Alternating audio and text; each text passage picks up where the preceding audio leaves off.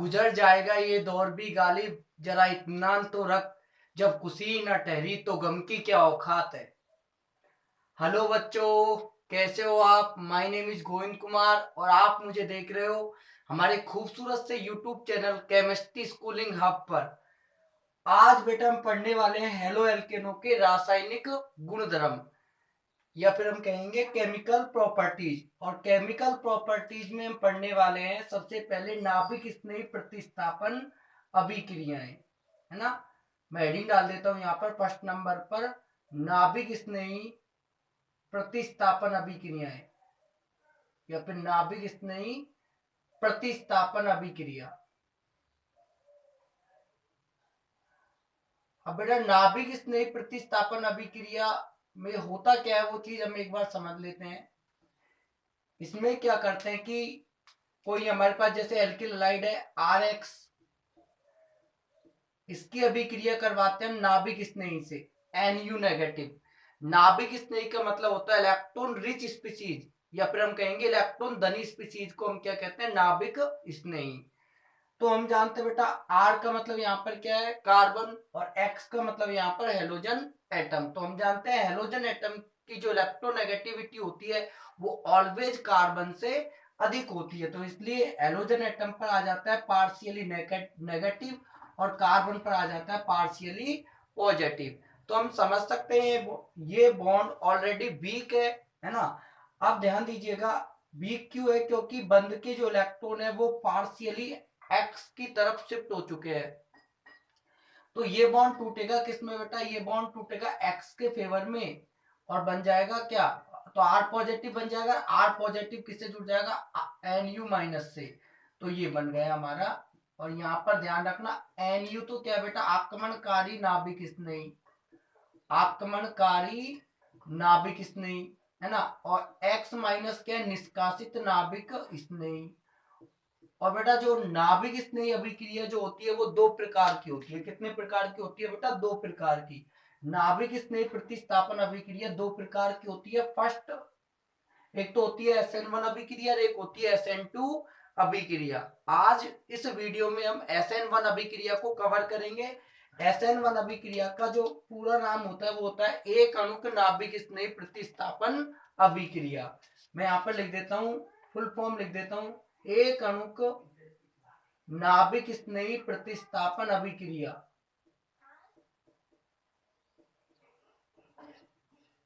एक अणुक नाभिक स्नेही प्रतिस्थापन अभिक्रिया।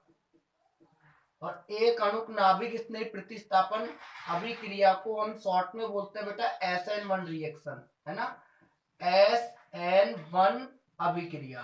तो आज हम SN1 अभिक्रिया को कंप्लीटली पढ़ने वाले हैं। तो SN1 अभिक्रिया के जो इंपॉर्टेंट पॉइंट है उनको हम जानने की कोशिश करते हैं। तो फर्स्ट पॉइंट देखिएगा, SN1 अभिक्रिया जो होती है वो बेटा दो स्टेप में संपन्न होती है। SN1 अभिक्रिया कितने स्टेप में संपन्न होती है, 2 स्टेप में संपन्न होती है। यहाँ पर 1 देख के ये मत कह देना कि SN1 अभिक्रिया एक स्टेप में संपन्न होती है। 1 का मीनिंग यहाँ पर कुछ और है जो हम आगे बताएंगे, है ना। अच्छा दूसरा पॉइंट देखिएगा, SN1 अभिक्रिया फर्स्ट स्टेप में क्या होता है, मैं यहाँ पर लिख देता हूँ। फर्स्ट स्टेप में RX बंध का, फर्स्ट स्टेप में RX बंध का विषमांश विखंडन होता है ना। फर्स्ट स्टेप में RX बंध का विषमांश विखंडन होता है बेटा। क्या होता है, विषमांश विखंडन होता है।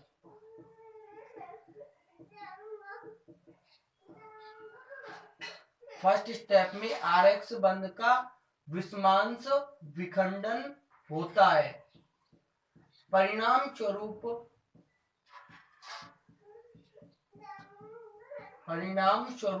आर पॉजिटिव को हम बोलेंगे बेटा कार्ब धनायन, और अंग्रेजी में हम इसको कार्बोकैटायन भी बोलते हैं। तो परिणाम स्वरूप कार्ब धनायन तथा हैलाइड आयन, हैलाइड यानी कि X माइनस आयन का निर्माण होता है ना। X माइनस आयन का निर्माण होता है ना। और मैं यहाँ पर लिख देता हूँ यह पद धीमी गति से संपन्न होता है, यह पद धीमी गति से संपन्न होता है ना बेटा, यह पद धीमी गति से संपन्न होता है। अतः इसे हम वेग निर्धारक पद कहते हैं, है ना। अतः इसे वेग निर्धारक पद कहते हैं, है ना। ओके, वेग निर्धारक पद, और अंग्रेजी में बोलते हैं आरडीएस, रेट डिटरमाइन स्टेप कहते हैं ना। अतः इसे वेग निर्धारक पद कहते हैं। ओके, अच्छा देखो फर्स्ट स्टेप में बेटा क्या होता है, ये आपका एल्किल हैलाइड है, इसका विस्मांस विखंडन होगा, है ना। अच्छा ये सिलो स्टेप होता है ना। कौन सा स्टेप होता है, सिलो स्टेप, और सिलो स्टेप को बोलते हैं हम वेग निर्धारक पद, यानी कि रेट डिटरमाइन स्टेप। तो फर्स्ट स्टेप में क्या होगा बेटा, इस बॉन्ड, ये जो बॉन्ड है ये एक्स के फेवर में टूटेगा और किसका निर्माण होगा, R positive plus X minus. R positive को हम बोलते हैं कार्बोकैटायन मध्यवर्ती या कार्बोनायन मध्यवर्ती, है ना, कार्बोनायन मध्यवर्ती। और ध्यान रखना बेटा फर्स्ट स्टेप में जितना अधिक स्टेबल या फिर जितना अधिक स्थायी कार्बोनायन का निर्माण होता है, अभिक्रिया उतनी ही अधिक आसानी से संपन्न होती है। तो हम जानते हैं सबसे ज्यादा स्थायी कार्बोनायन होता है वो 3 डिग्री होता है। तो 3 डिग्री कार्बोकैटायन यदि बन रहा है तो रिएक्शन इजीली संपन्न होगी। उसके बाद जो 3 डिग्री कार्बोनायन से कम स्थायी जो होता है वो होता है 2 डिग्री, उसके बाद 1 डिग्री, है ना। तो ध्यान रखना फर्स्ट स्टेप में आर एक्स बंध का विस्मांस विखंडन होता है, परिणाम स्वरूप कार्बोनायन तथा हैलाइड आयन का निर्माण होता है, और यह पद बेटा धीमी गति से संपन्न होता है, अतः इसे वेग निर्धारक पद कहते हैं। अब तीसरा पॉइंट देखिए बेटा, दूसरे स्टेप में क्या होता है ना। सेकंड स्टेप में मैं यहां पर लिख देता हूं, सेकंड स्टेप में कार्बोनायन पर है ना, सेकंड स्टेप में कार्बोनायन पर नाभिक स्नेही का आक्रमण होता है बेटा। किसका आक्रमण होता है, नाभिक स्नेही का आक्रमण होता है ना। ओके ठीक है बेटा, नाभिक स्नेही का आक्रमण होता है, क्लियर है। सेकंड स्टेप में कार्बोनायन पर नाभिक स्नेही का आक्रमण होता है। देखो सेकंड स्टेप में क्या होता है, ये आपका कार्बोनायन हो गया, इस पर बेटा नाभिक स्नेही का क्या होगा, आक्रमण, और क्या बन जाएगा फाइनली हमारा RNU। ये आपका बेटा प्रोडक्ट हो गया, उत्पाद हो गया, है ना। और बेटा यदि इस रिएक्शन के लिए हम वेग समीकरण लिखना चाहें, है ना, तो इस रिएक्शन के लिए यदि हम वेग समीकरण लिखना चाहें तो अभिक्रिया का वेग, और अब वेग को हम लिखते हैं आर से, आर मतलब रेट, डायरेक्टली प्रिपोर्शनल टू होगा वेग निर्धारक पद में भाग लेने वाले अभिकारक अणुओं की संख्या के, है ना। तो ये जो अभिक्रिया का वेग डायरेक्टली प्रिपोर्शनल टू होगा एल्किल हैलाइड की सांद्रता के, है ना। अभिक्रिया का वेग जो है वो डायरेक्टली प्रिपोर्शनल टू होगा एल्किल हैलाइड की सांद्रता के। और बेटा यदि आपने अभिक्रिया की कोटि पढ़ी होगी तो अभिक्रिया की कोटि की परिभाषा क्या थी, वेग निर्धारक पद में भाग लेने वाले अभिकारक अणुओं की संख्या को हम क्या बोलते हैं, अभिक्रिया की कोटि बोलते हैं, है ना। तो इस अभिक्रिया का वेग जो है वो डायरेक्टली प्रिपोर्शनल टू होता है अभिकारक की सांद्रता के, है ना। या फिर अभिक्रिया का वेग जो होता है वो वेग निर्धारक पद में भाग लेने वाले अभिकारक अणुओं की सांद्रता के डायरेक्टली क्या होता है, प्रिपोर्शनल टू होता है।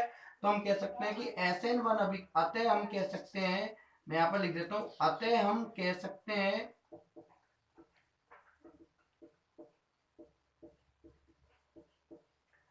SN1 अभिक्रिया प्रथम कोटि, मतलब यहाँ पर देखो SN1 अभिक्रिया की जो कोटि है वो कितनी है बेटा, 1 है।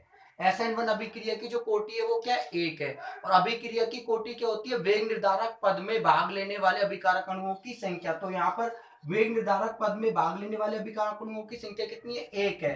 तो हम कह सकते हैं, अतः हम कह सकते हैं कि SN1 अभिक्रिया प्रथम कोटि यानी कि फर्स्ट ऑर्डर रिएक्शन, प्रथम कोटि की बल गति का अनुसरण करती है ना। प्रथम कोटि की बल गति का क्या करती है बेटा, अनुसरण करती है। क्लियर है, कितने पॉइंट हो गए बेटा, 3 पॉइंट हमने पढ़े, है ना। अच्छा चौथा पॉइंट हम पढ़ने वाले हैं,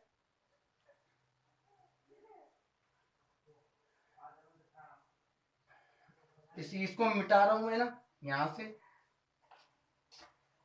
अब देखो चौथा पॉइंट हम यहाँ पर पढ़ने वाले हैं। चौथा पॉइंट में देखिएगा, अगर यदि स्टेबिलिटी की यदि हम बात करें एल्किल हैलाइडों की क्रियाशीलता की यदि हम बात करें तो हम जानते हैं कि फर्स्ट स्टेप में जितना ज्यादा स्टेबल कार्बोकैटायन बनेगा, फर्स्ट स्टेप में जितना ज्यादा स्थायी कार्बोनाइन बनेगा, अभिक्रिया उतनी ही इजीली यानी कि उतनी ही आसानी से संपन्न होगी। तो हम जानते हैं कार्बोनाइन की स्टेबिलिटी का ऑर्डर क्या होता है? कार्बोनाइन के स्थायित्व का क्रम क्या होता है बेटा? सबसे ज्यादा जो स्टेबल कार्बोनाइन कौन सा होता है? मतलब 3 डिग्री, है ना? कौन सा होता है? 3 डिग्री। जैसे ये आपका 3 डिग्री कार्बोनाइन है। ये कौन सा कार्बोनाइन है बेटा? 3 डिग्री। 3 डिग्री कार्बोनाइन सबसे ज्यादा स्टेबल होगा। और उसके बाद बेटा 2 डिग्री कार्बोनाइन, उसके बाद कौन सा कार्बोनाइन होगा? 2 डिग्री, ये 2 डिग्री कार्बोनाइन होगा। और उसके बाद बेटा उससे कम स्थायी होता है 1 डिग्री कार्बोनाइन, है ना? 1 डिग्री कार्बोनाइन। और 1 डिग्री से भी कम जो स्टेबल कार्बोनाइन होगा वो होगा CH3 पॉजिटिव, यानी कि मेथिल कार्बोनाइन बेटा। कौन सा? मेथिल कार्बोनाइन। तो हम जानते हैं यदि 3 डिग्री एल्किल हैलाइड लें तो 3 डिग्री एल्किल हैलाइड लेंगे तो कौन सा कार्बोनाइन बनेगा बेटा? फर्स्ट स्टेप में 3 डिग्री कार्बोनाइन बनेगा, है ना? और बेटा यदि 2 डिग्री एल्किल हैलाइड लें, यदि 2 डिग्री एल्किल हैलाइड लेंगे तो फर्स्ट स्टेप में कौन सा कार्बोनाइन बनेगा? 2 डिग्री कार्बोनाइन। और यदि 1 डिग्री एल्किल हैलाइड लेंगे तो फर्स्ट स्टेप में 1 डिग्री कार्बोनाइन बनेगा। तो ध्यान रखना। तो मैं यहाँ पर लिख देता हूँ एल्किल हैलाइडों की SN1 अभिक्रिया में, SN1 रिएक्शन में एल्किल हैलाइडों की क्रियाशीलता का क्रम, एल्किल हैलाइडों की क्रियाशीलता का क्रम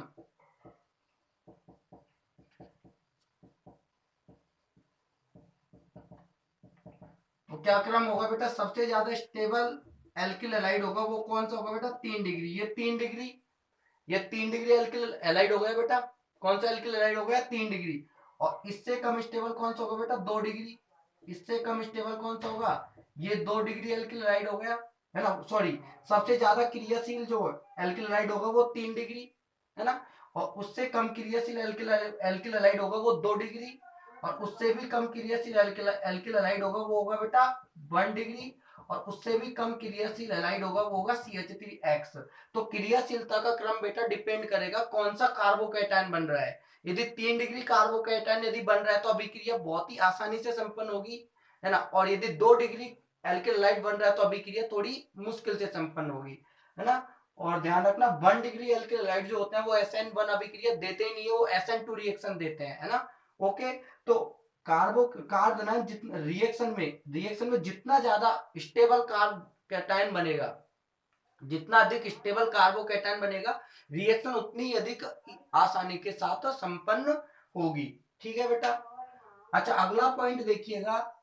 यदि हम बात करते हैं SN1 रिएक्शन की, तो यदि यौगिक आपको ऑप्टिकली एक्टिव है तो रैसमिक मिश्रण प्राप्त होता है। ये बड़ा ही इंपॉर्टेंट पॉइंट है, ध्यान रखना। मैं यहां पर लिख देता हूं, यदि यदि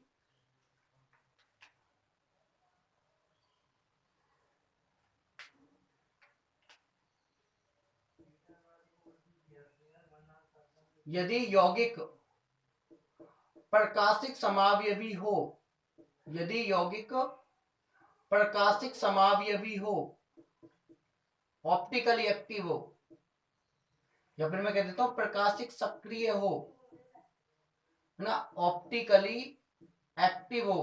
क्या हो? ऑप्टिकली एक्टिव, है ना? यदि यौगिक प्रकाशिक सक्रिय हो तो रैसमिक मिश्रण प्राप्त होता है बेटा। वेरी वेरी IMP पॉइंट, है ना? ध्यान रखना, रैसमिक मिश्रण प्राप्त होता है। यदि यौगिक प्रकाशिक सक्रिय हो तो रैसमिक मिश्रण प्राप्त होता है। क्या प्राप्त होता है बेटा? रैसमिक मिश्रण, रैसमिक मिक्सर प्राप्त होता है बेटा। क्या प्राप्त होता है? रैसमिक मिक्सर प्राप्त होता है।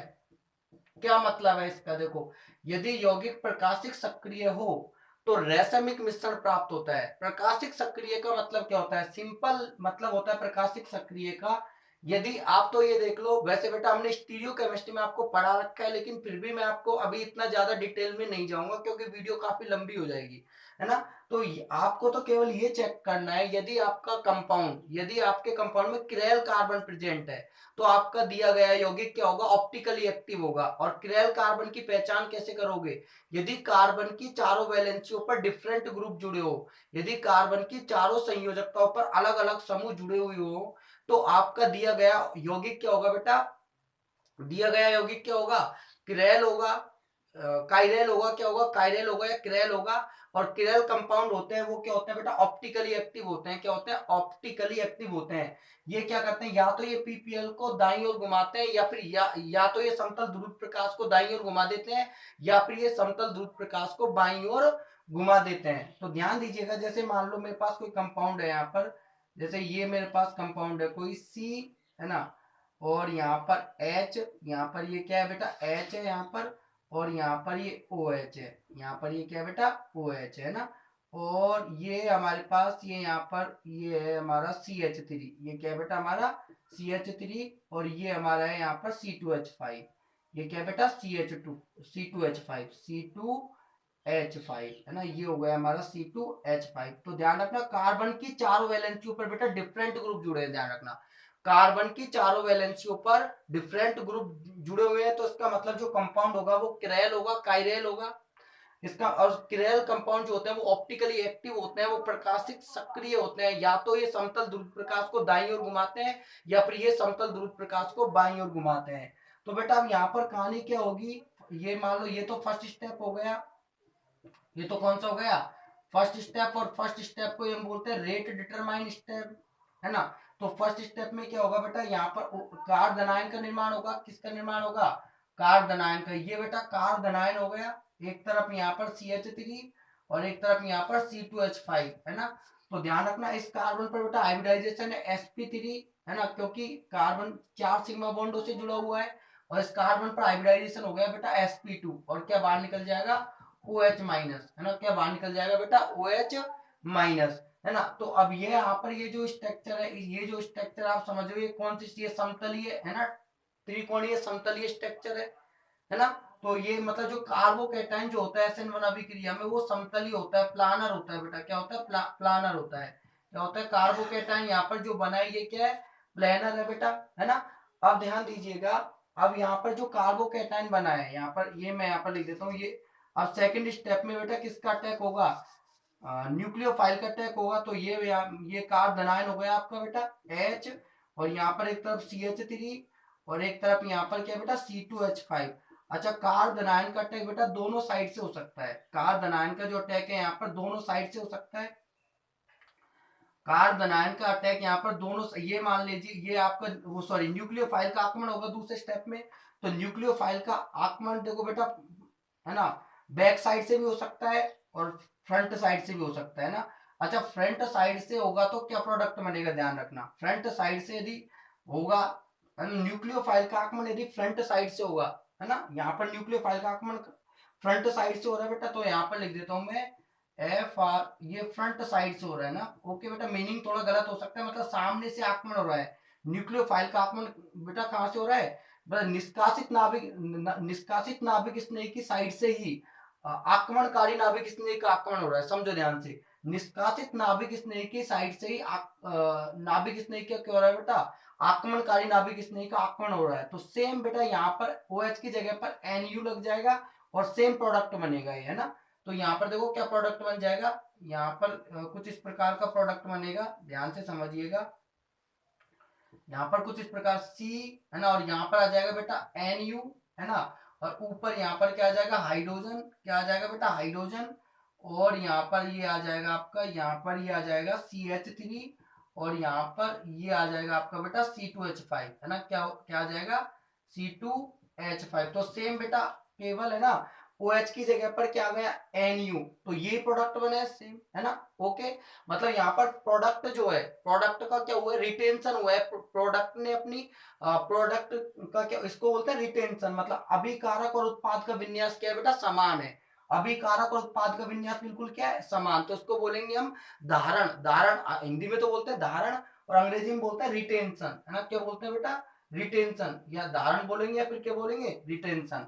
अच्छा मान लो बैक साइड से अटैक हो रहा है बेटा, अटैक कहां से हो रहा है, बैक साइड से, पीछे से अटैक हो रहा है, क्योंकि आपका नाभिक स्नेही जो है, नाभिक स्नेही जो है बेटा वो आपका कैसा है, जैसे मान लो नाभिक स्नेही बेटा ये मान लो आपका, सॉरी यहाँ पर ये आपका कार्बनायन है, ये क्या है बेटा, कार्बनायन है आपका, है ना, तो मतलब यहाँ पर ये आपका कार्बनायन है, तो यहाँ पर ये तो मान लो बीच में कार्बन है ना, और हाइड्रोजन तो इधर हो गया, ये आपका हाइड्रोजन हो गया, है ना, और ये आपका CH3 हो गया, ये आपका क्या हो गया बेटा, C2H5 समझो, ये तो कार्बन हो गया सेंटर में, और ये हाइड्रोजन हो गया, ये यहाँ पर CH3 हो गया, और ये क्या हो गया बेटा, C2H5, ये क्या हो गया, C2H5, है ना।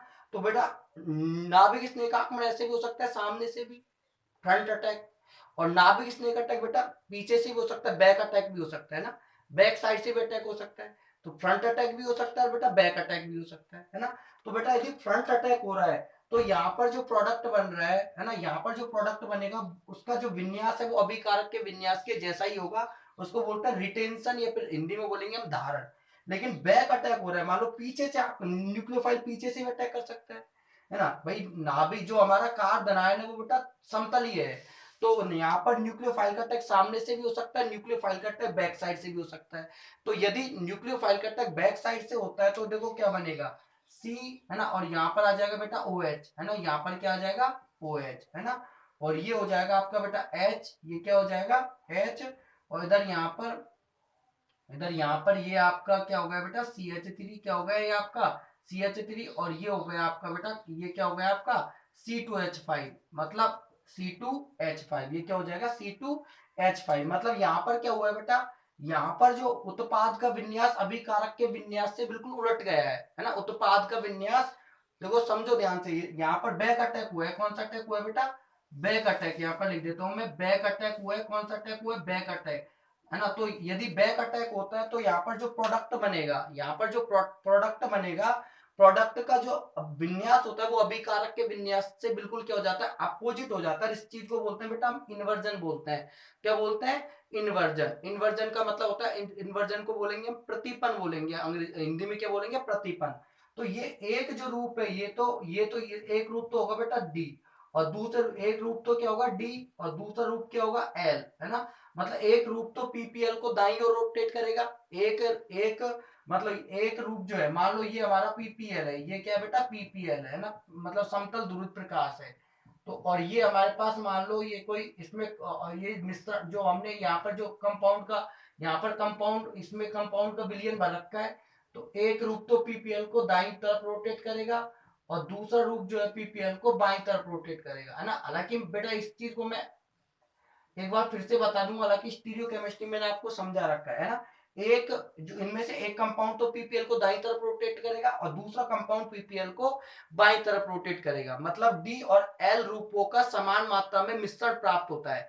SN1 अभिक्रिया मान लो 50% तो ये प्रोडक्ट प्राप्त होगा डी वाला, है ना, और 50% कौन सा प्रोडक्ट प्राप्त होगा एल वाला, है ना। ओके, तो रैसमिक मिश्रण का मतलब क्या होता है, यदि डी और एल रूपों का समान मात्रा में मिश्रण लिया जाता है तो ऐसा मिश्रण बेटा ध्रुवण अगुणक होता है ना, ऐसा मिश्रण क्या होता है, ध्रुवण अगुणक होता है, और इस मिश्रण को बोलते हैं बेटा रैसमिक मिश्रण। तो मैंने देखो इस ये मैंने क्या लिखा, यदि यौगिक आपका प्रकाशिक सक्रिय हो तो रैसमिक मिश्रण प्राप्त होता है, क्या प्राप्त होता है, ये आपका सेकंड स्टेप हो गया बेटा, कौन सा स्टेप हो गया, सेकंड स्टेप, है ना। ओके, तो यहाँ पर जो आपका कार्बनायन है इसकी ये समतली होता है, प्लेनर होता है, तो अटैक दोनों तरफ से भी हो सकता है, यदि फ्रंट अटैक हो रहा है तो धारण होगा, मतलब रिटेंशन होगा, जो उत्पाद जो है, उत्पाद का जो विन्यास है वो अभिकारक के विन्यास के जैसा ही होगा, और यदि बैक अटैक होगा तो बैक अटैक होगा तो उत्पाद का विन्यास अभिकारक के विन्यास से जस्ट उल्टा हो जाएगा, जिसे बोलते हैं प्रतिलोमन कहते हैं, या फिर प्रतिपन कहते हैं, अंग्रेजी में बोलेंगे इन्वर्जन, क्या बोलेंगे, है ना। तो डी और मतलब SN, तो यहाँ पर दो प्रकार के प्रोडक्ट प्राप्त होंगे SN1 अभिक्रिया में, यदि यौगिक आपको ऑप्टिकली एक्टिव है ना, एक एक रूप जो है वो तो पीपीएल को दाईं तरफ रोटेट करेगा, दूसरा रूप जो है वो पीपीएल को बाईं तरफ रोटेट करेगा। ओके बेटा, अच्छा एक और एग्जांपल ले लेते हैं हम इसका, SN1 अभिक्रिया का। अच्छा ये एग्जांपल ले लेते हैं, जैसे तृतीय ब्यूटिल क्लोराइड है हमारे पास, तृतीय एग्जांपल, अच्छा SN1 अभिक्रिया की यदि उदाहरण पूछा जाता है SN1 अभिक्रिया को, तो बेटा ये वाला एग्जांपल आपको एग्जाम में करके आना है ना। तृतीयक ब्यूटिल क्लोराइड, तृतीयक ब्यूटिल क्लोराइड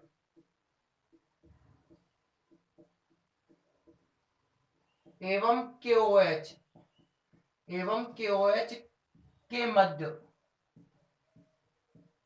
SN1 अभिक्रिया निम्न प्रकार से संपन्न होती है, निम्न प्रकार से संपन्न होती है ना। तृतीय ब्यूटिल क्लोराइड एवं KOH के मध्य SN1 अभिक्रिया निम्न प्रकार से संपन्न होती है। तो समझो इसको, देखो बेटा ये आपका तृतीय ब्यूटिल क्लोराइड है, CH3 CH3 CH3 CH3 CH3 और यहाँ पर ये Cl है ना, और ये बेटा KOH हो गया, ये क्या हो गया, KOH हो गया है ना। तो क्या बनेगा हमारा यहाँ पर KCl बाहर निकल जाएगा बेटा, क्या बाहर निकल जाएगा KCl, और क्या कंपाउंड बनेगा CH3 CH3 CH3 और यहाँ पर आ जाएगा बेटा OH, और क्या बाहर निकल जाएगा KCl। अच्छा KOH यहाँ पर बेटा एक्वस फॉर्म में लेते हैं, कौन सी फॉर्म में लेंगे, एक्वस फॉर्म में लेंगे। तो ध्यान दीजिएगा, अगर इसकी क्रिया विधि की हम बात करें है ना, इसकी मैकेनिज्म की यदि हम बात करते हैं, तो आप समझ सकते हो बेटा फर्स्ट स्टेप में क्या होगा, फर्स्ट स्टेप में क्या होने वाला है, मैं यहाँ पर लिख देता हूँ CH3 और ये Cl। तो फर्स्ट स्टेप में क्या होगा आप समझ सकते हो, कार्ब धनायन का निर्माण होगा, तो बन जाएगा यहाँ पर CH3 और कार्बन पर बेटा कौन सा चार्ज आ जाएगा, पॉजिटिव चार्ज आ जाएगा, कौन सा चार्ज आ जाएगा, पॉजिटिव चार्ज, और प्लस में क्या आ जाएगा, क्या बन जाएगा यहाँ पर Cl-, ये तो कार्ब धनायन हो गया है ना बेटा, टर्सरी कार्बोकेटाइन है, और ये Cl- है ना। फर्स्ट स्टेप को हम क्या बोलते हैं, RDS, रेट डिटरमाइन स्टेप बोलते हैं। सेकंड स्टेप में क्या होने वाला है, सेकंड स्टेप में कार्ब जो जो आपका बेटा न्यूक्लियोफाइल है उसका अटैक होगा, सेकंड स्टेप। अच्छा ये ध्यान रखना यहाँ पर बेटा रैसमिक मिश्रण प्राप्त नहीं होगा, क्योंकि जो आपका कंपाउंड है वो प्रकाशिक एक्रिय है, ऑप्टिकली इनएक्टिव है।